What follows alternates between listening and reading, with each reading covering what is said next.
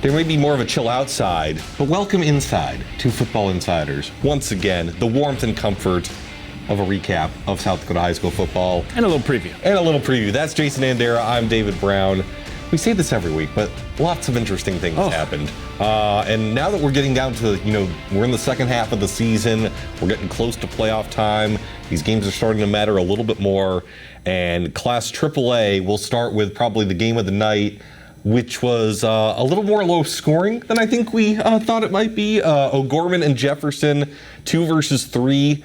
And this was 7-7 late into the fourth when O'Gorman puts together a game-winning drive. Rylan Satter with the touchdown with about 30 seconds left. And the Knights defeat the Cavs 14-7 in what I would classify as both a good game, an interesting game, but a very weird game. Yeah, not what we expected. You came in thinking O'Gorman has got the type of offense that can score on anybody. They were able to score on Lincoln. They were able to score up and down the field throughout the year. And Jefferson's defense came out and gave them trouble. A lot of 3-and-outs.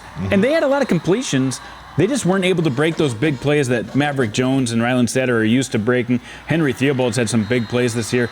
They just weren't able to get any big plays, and they were thwarted time and time again. So, yeah, that early score for O'Gorman and then the late score for O'Gorman was all they got against that stout Jefferson defense. And I want to talk about the Jefferson defense because you and I had discussed, they had played Mitchell and Rapid City Central in previous weeks, a couple shutout wins, but if we're being honest, the level and the caliber of opponents is not near the standard of O'Gorman.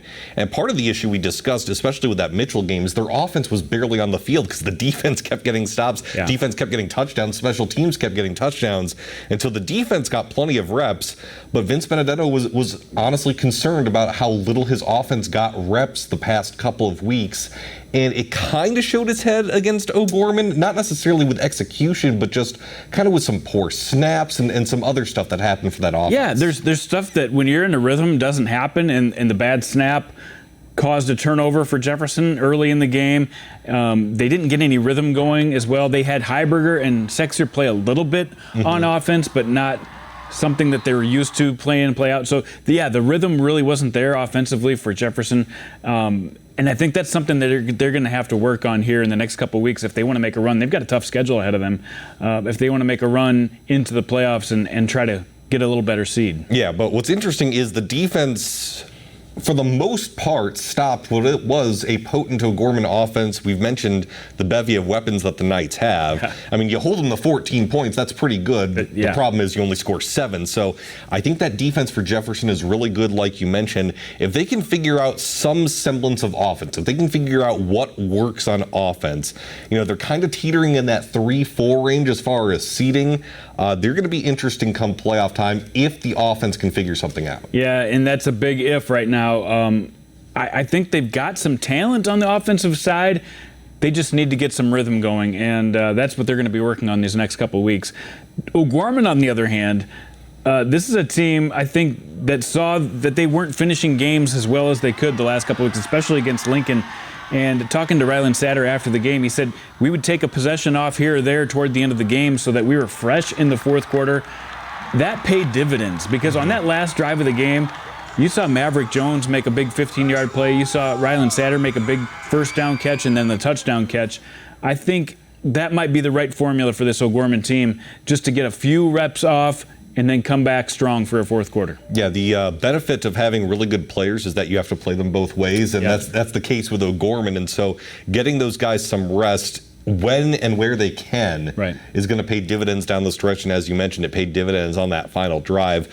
What I thought overall is that O'Gorman can have a shootout with Lincoln in the first half, at least, before they kind of fell apart in the second half when Lincoln kind of dominated, and then kind of this rock fight with Jefferson. So I'm not sure if that means they can win in multiple ways or if they still have things to figure out. But I think if you're O'Gorman, you take the good knowing that we can play in a slugfest like this. Our defense can come through even if our offense doesn't necessarily click all the way. Honestly, coming into the season, I thought there were a lot more question marks for O'Gorman. They've answered a lot of those questions. Hayden Gross has played really well. The defense has played really well at times this year. Their offense, we knew they had playmakers all over the field. Their line has done a good enough job. I think they've answered a lot of questions, but how high is their ceiling? Is there more that they can push? That's what we don't know. I mean, when they won it back with a couple years ago when they played in Brookings for the championship that year and won it all, we weren't sure if they had a higher ceiling, and they found an extra gear. That's what they're going to have to find this year if they want to push. And I believe they were the 4 seed during that playoff run as well. This season, again, Lincoln kind of looks like the clear, far and away number 1. They won easily over Rapid City Stevens last week. The other intriguing game in AAA was the AA matchup. Number 5 Brandon Valley goes to Pierre, gets a little revenge for last season. Pierre came into Brandon last year with Lincoln Keenholz, beat the Lynx, I believe, 43-34. This time, Brandon goes to the capital city, and they run all over the Governors. It wasn't necessarily surprising to me that Brandon won. You and I were discussing this. It's how they won and how much they won by. Well, we have all known that this Brandon Valley offensive line doesn't have peers in high school football in South Dakota. They are huge. They're athletic. We thought Pierre, though, might be able to match up with them enough. They went out and proved, hey, we can push people around when we need to. We're going to let our sophomore running back, Levi Veskrina, get the ball 43 times. That's a lot of carries. We're not going to worry. We know Jack Dewey can throw the ball. We're not going to worry if he can throw the ball. We're just going to make sure we get it done on the ground, and that offensive line did their job, and then Levi Veskrina did his job, and they just soaked the clock up after a tough first half. They just ran it down their throats in the second half. 43 carries, 267 yards, 3 touchdowns, averaging more than 5 yards a carry, not only for that game, but for the season as well.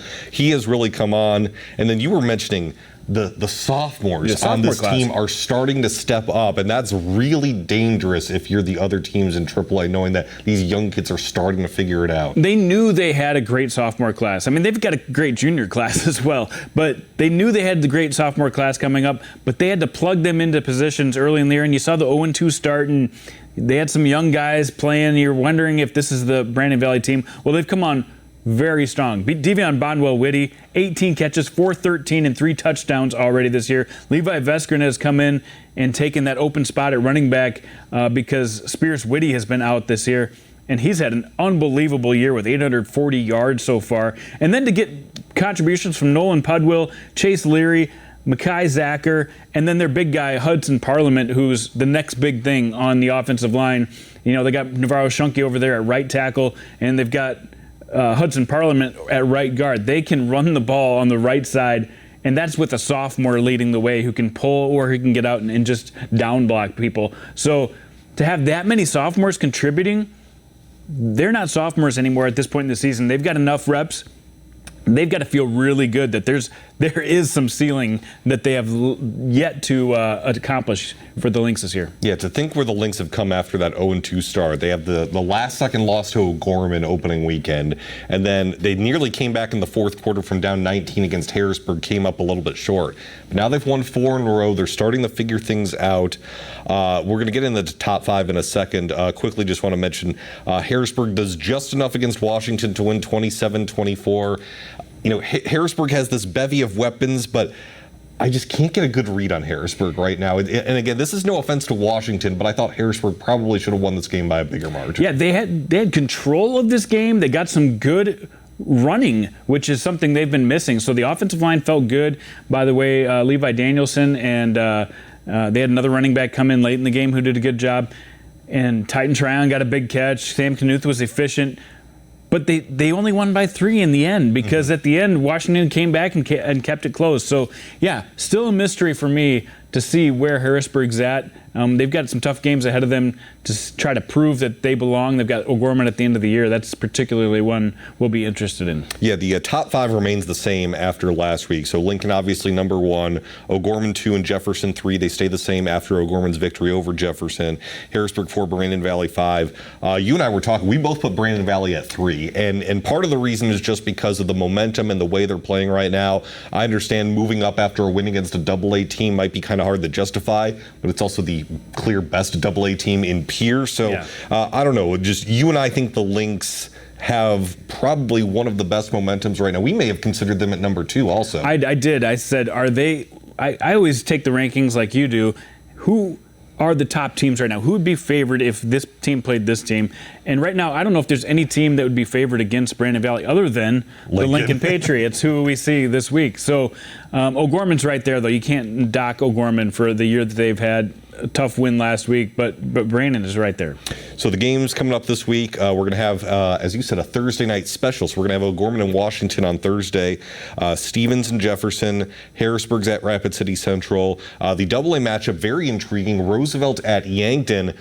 This is kind of the potential for what we saw with Watertown over Washington this season. Yankton might have a shot to beat Roosevelt. Yeah, I think Yankton has a good shot to beat Roosevelt, and Roosevelt got well a little bit last week playing against Rapid City Central, but they're still not 100%.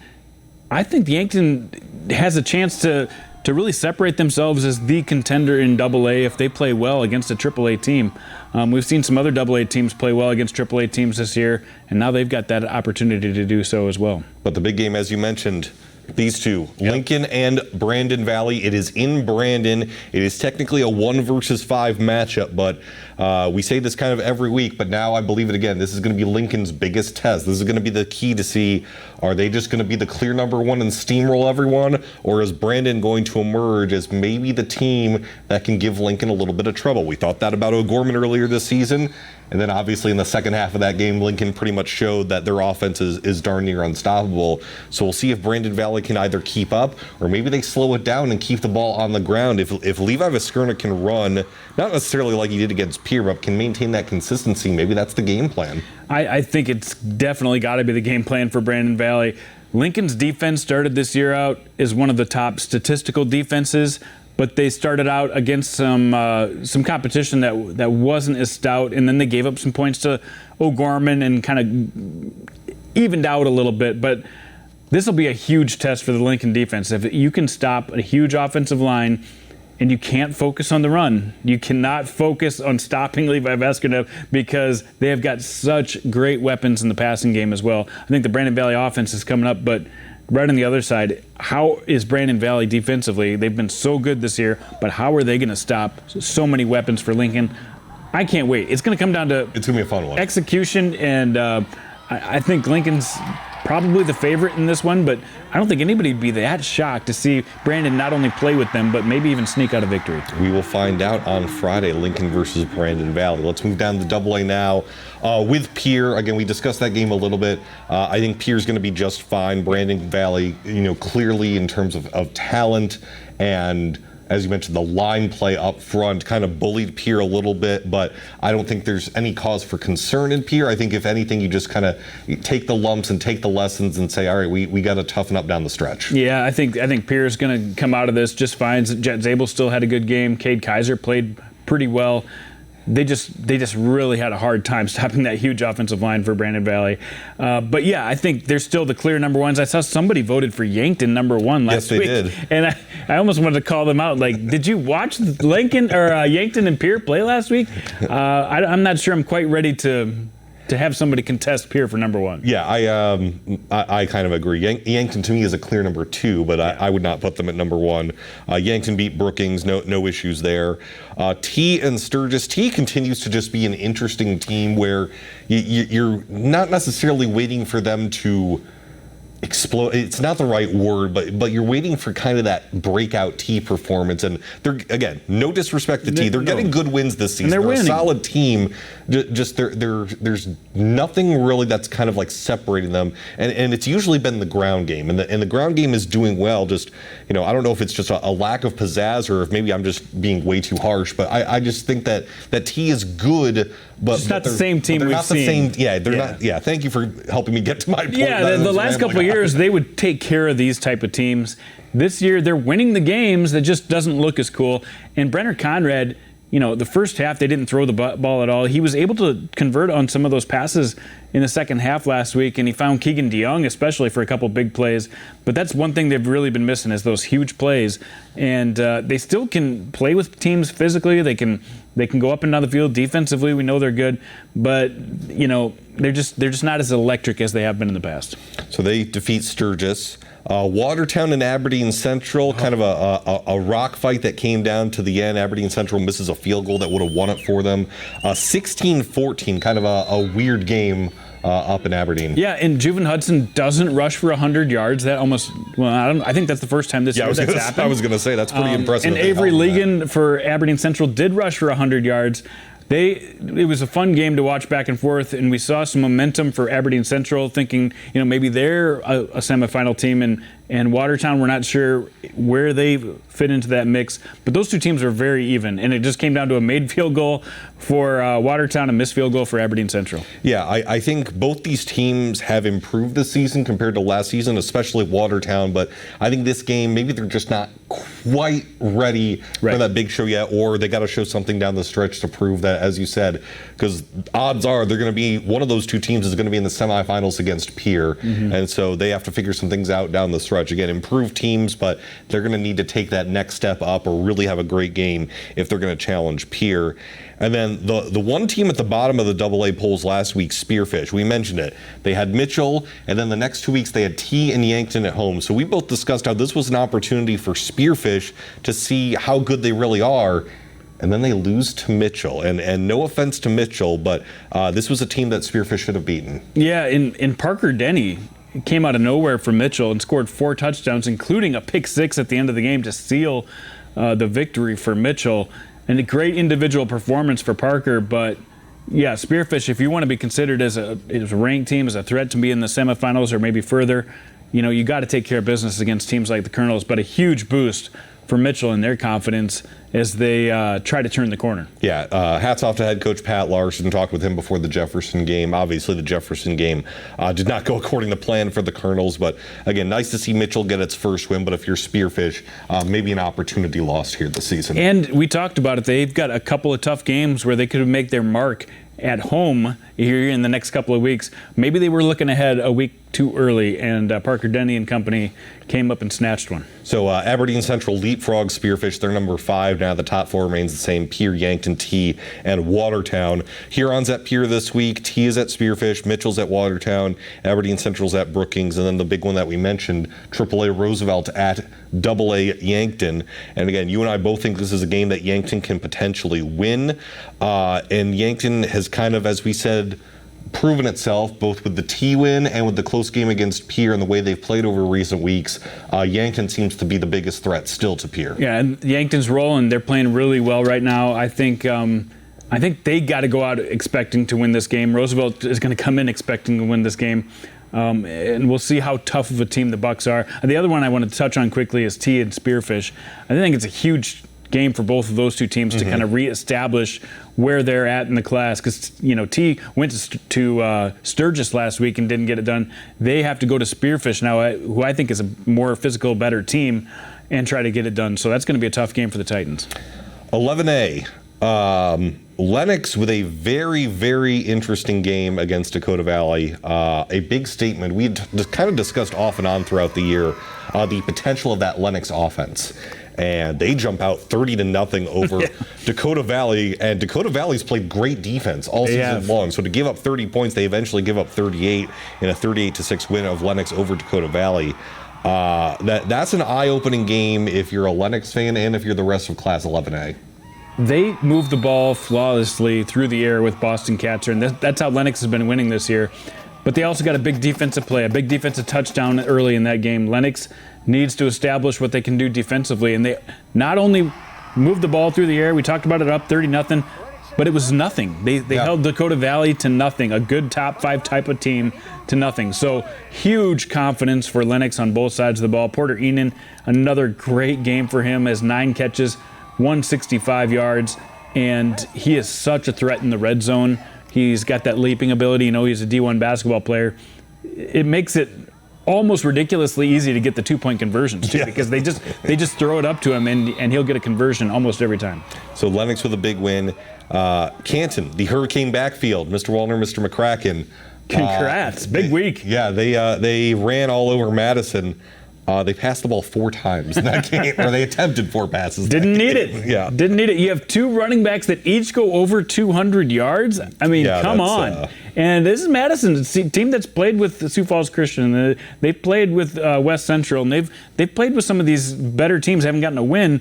But Canton clearly made a statement in that game that, hey, we know we lost to the top 2 teams in this class, but we feel like we're still a contender. And the fact that both of them had 200 yards, talk about balancing things out. I mean, you couldn't have scripted that. Yeah, I was going to say you can't plan that, but it happened that way. So a nice job by that Hurricane backfield.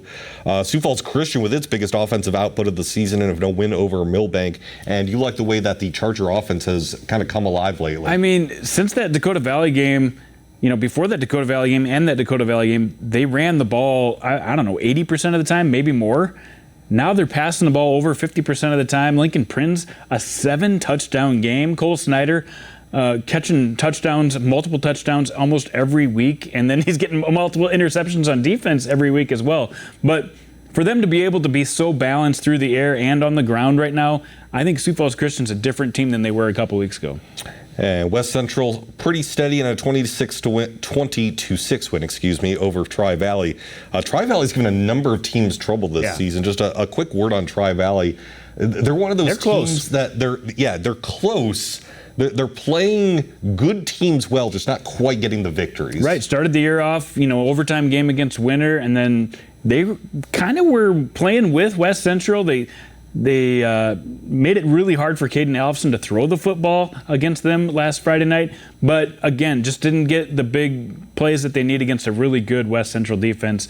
But Tri-Valley's there. I mean, you come into the playoffs, that's one team you don't want to see on the other side of the bracket in 11B, because we know 11B is wide open. We talk about all these great teams. We never talk about Tri-Valley, but they can play. They can play with some really good teams. Yeah, and I skipped ahead a little bit. We'll mention more of Tri-Valley when we get to 11B. But Del Rapids, no problem with Beersford. And I couldn't believe this when you told it to me. Jack Henry's thrown 41 passes in 6 games this season. He's going to South Dakota State to play football, but he hasn't really needed to pass at all this year. Yeah, Boston Cats are averages about 41 passes a week for Lennox. And then you've got, a D1 quarterback on the number 1 team who's thrown 41 passes all year. Trust me, he can. He can chuck the ball. He's completing over 70% of his passes this year for 6 touchdowns, 15.3 yards per attempt. It's pretty good. That's better than NFL numbers right there, for sure. And, they don't have to, because right now Mason Stubbe is absolutely crushing it on the ground. He's over 700 yards. He's averaging 12 yards per carry. That's insane. You think about their 2 best players. Per attempt for Jack Henry, 15 yards. Per carry for Mason Stubbe, 12. You're getting a first down every play with one of your best players. That's probably the reason why Del Rapids is undefeated and the consensus number 1 in Class A. The top 5 remain exactly the same. Del Rapids is at Chamberlain next week. Madison is at Lennox. Vermilion is at Canton. Probably the biggest matchup is Winter and West Central. We'll get to 11B in a second, but the number 1 team in 11B going to the number 2 team in 11A. And we talked about Tri-Valley, right? That's the common opponent between these 2 teams. Winter played really close with them. West Central, the score was a little bit larger deficit, but Tri-Valley hung right with West Central.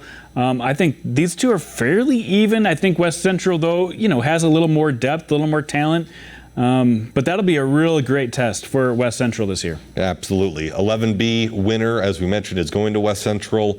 They get a win over Bridgewater Emory Ethan. Bridgewater Emory Ethan, they've kind of been creeping along the lower parts of the rankings, 5 in and out of the top 5. Haven't had a signature win yet. Yeah, they really haven't. And then Sioux Valley, they take care of business against Baltic 62-8. Dual was good. Hot Springs was off last week. Elk Point Jefferson had no problem at Miller Highmore Herald. Not really a lot we can glean from the 11B results last week. Not really. Winter didn't start out strong against Bridgewater Emory Ethan. It was a 7-6 game for the longest time before they kind of extended that lead into the second half. But you kind of watched Winter and you kind of wanted to see them, kind of like we talked about T-Area, you kind of want to see them do what they did over the last couple of years, but they got the win. It was kind of that feeling.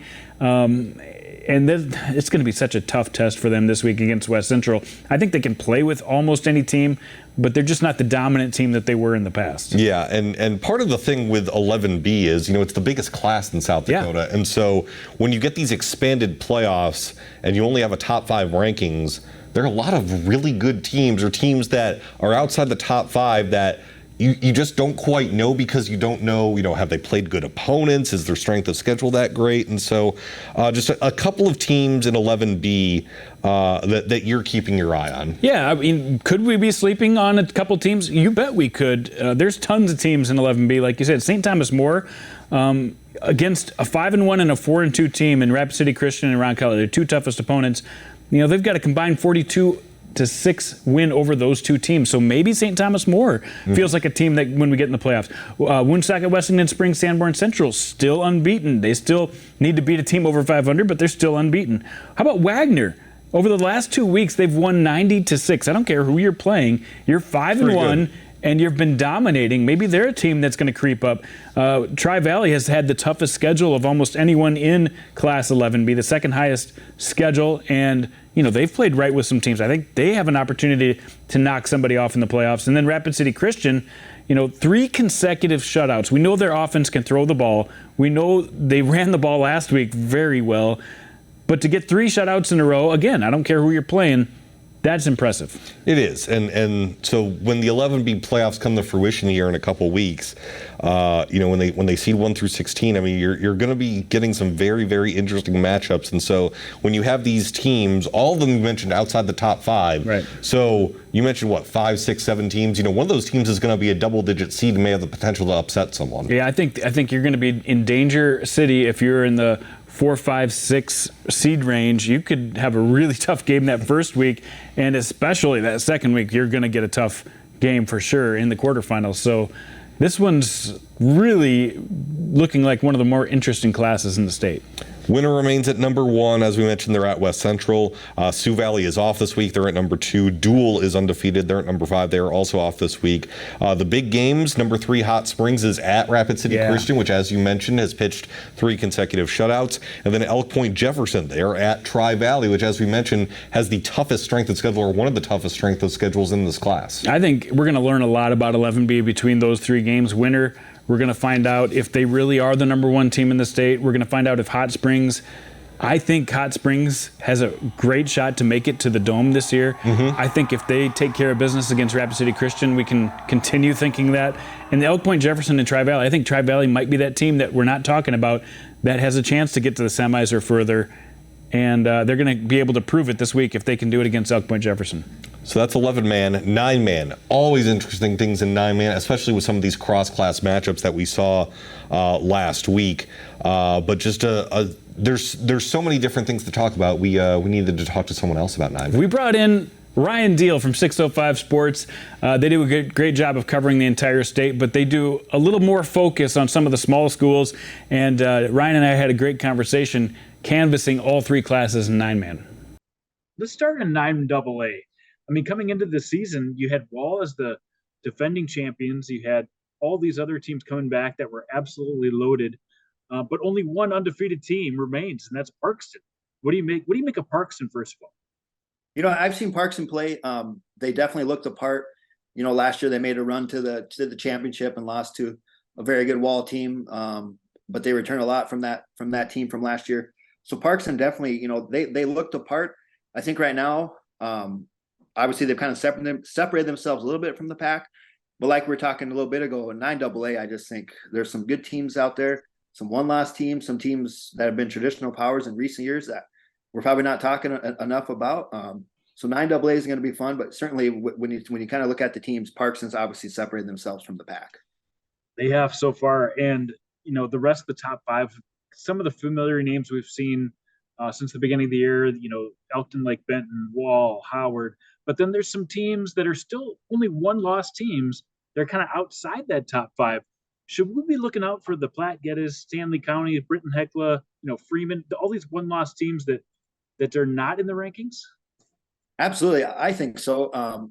Each week when I do the polls and the rankings like you talked about and like we both vote in, I'm just like Platte Geddes is getting no votes, no recognition. It was just not too long ago they were winning back-to-back state championships. They took that loss early in the season to Parkston, and we just kind of forgot about them. But there's Platte. They're in a tough conference. They picked up some nice wins. So I certainly would not want to play Platte.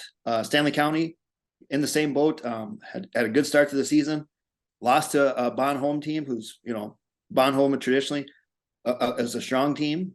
So yeah, certainly Stanley County, they kind of came out of nowhere a little bit this season. Not a team we haven't talked a ton about in recent hit memory, but they had a nice win over a 9B DeSmit team early in the season. So a couple teams there, like you said, in 9AA with one loss that we're really not talking a ton about, but I probably certainly wouldn't want to play some of those teams once we get to the playoffs.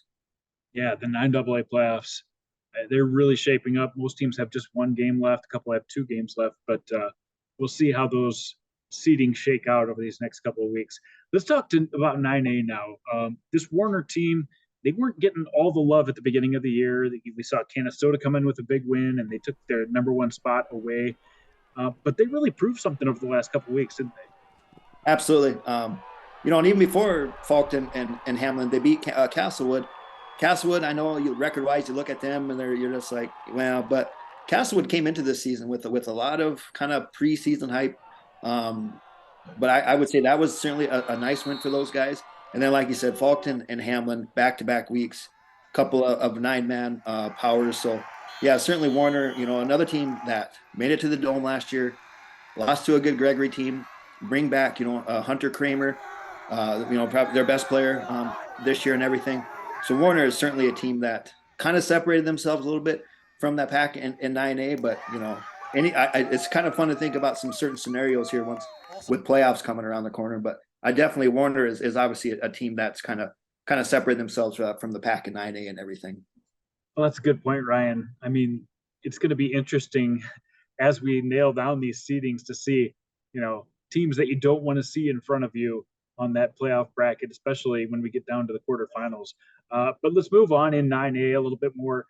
What do you know about these undefeated teams, Alcester, Hudson, and Phillip? There's a couple teams, not getting that number 1 love, but they're still unbeaten on the year. Yeah, Alcester Hudson, nice win just last week, I believe it was against Avon. Like you said, we don't really talk a lot about them, but certainly that's a nice win for those guys. And then you look at another nice win early in the season. They beat Corsica Stickney. Corsica Stickney's having a nice season and everything. So Alcester Hudson, I think they were about in the same boat last year about this time where they were picking up a lot of wins. And I don't know how it went for them last season. I'm sure those guys are probably motivated to maybe rewrite the script, so to say, and have a better finish to this year. So I'll be interested to see Alcester Hudson, how it kind of goes for those guys. And then Phillip really kind of turned some heads to start the season, beating Wall. Wall won the 9AA championship last year, and that's only Wall's only loss this season. So certainly the Scotties are a team out west there that we don't really see a lot of or talk a lot about, but they've climbed up in the rankings here. So it's going to be interesting to see how it goes for Phillip as we get going here and everything.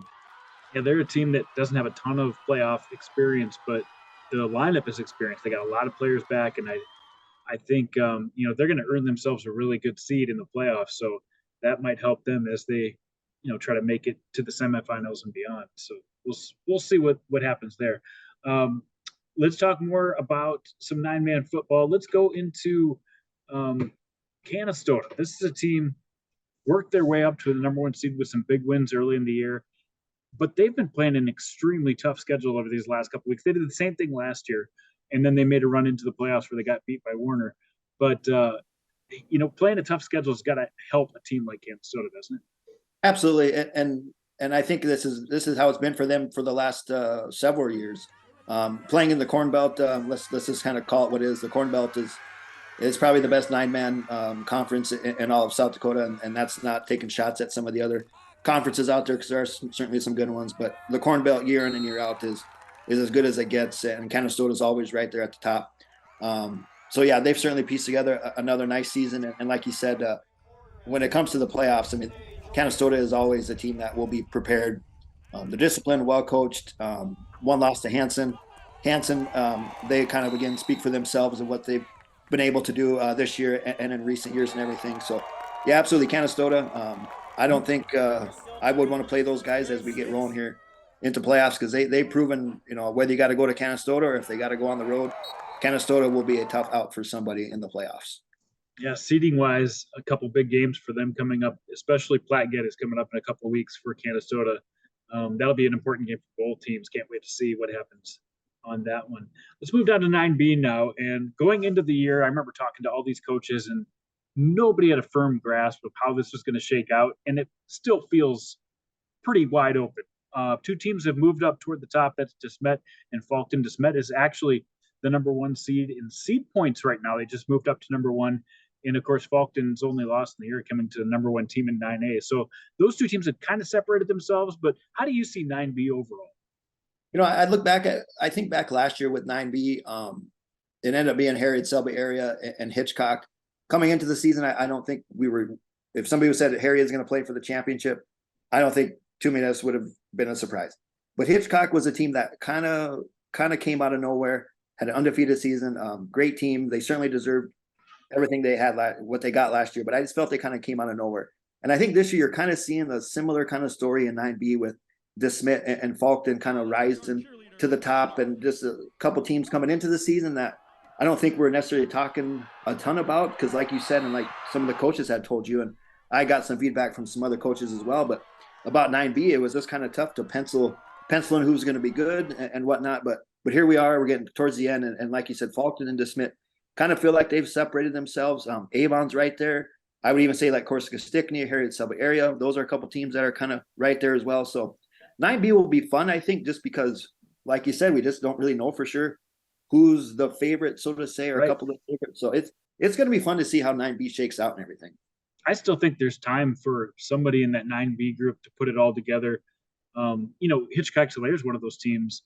I mean, talking to them, they had to plug in a lot of young players early in the year, weren't at their best and got blown out by Faulkton. I think they're a lot better, and we'll see this week. One of the big 9-man games this week we have is DeSmet and Hitchcock-Tulare. What do you expect in this one? Two 9B teams really fighting at the top of the rankings. Absolutely, and that's I guess a good segue for myself, is that's the game where I'm going to be on Friday. Is that DeSmet Hitchcock-Tulare game. So I'm looking forward to going up there and covering that one. But certainly, we're getting towards the end here. That's going to be a game that whoever wins that one is clearly going to, I'm sure these coaches aren't talking to their players about the seed points and all this stuff like you and I kind of pay attention to. But I mean, let's be honest, whoever wins that game is really going to pick up some nice points and could really, do themselves a favor when it comes to the playoffs and everything. So I expect a well-played game, and that one probably a physical kind of a brand of football. Both those teams have some good athletes on both sides of the field and everything. So that'll certainly be a game that for us 9-man experts, so to say, that we'll be kind of keeping an eye on and everything. Always good to talk football, especially 9-man football. Ryan Deal, you do a great job at 605 Sports. Tell us a little bit about what you got coming up and what keeps you busy this time of year. Well, football keeps me busy first and foremost. Every Friday night, I like to go to somewhere different, somewhere new. Sometimes I might go to a game I've been before. Sometimes cross a town or a school off the list, so to say, or whatever. So Friday nights really keep me busy this time of year with venturing out and covering some games and mixing in some cross country and volleyball.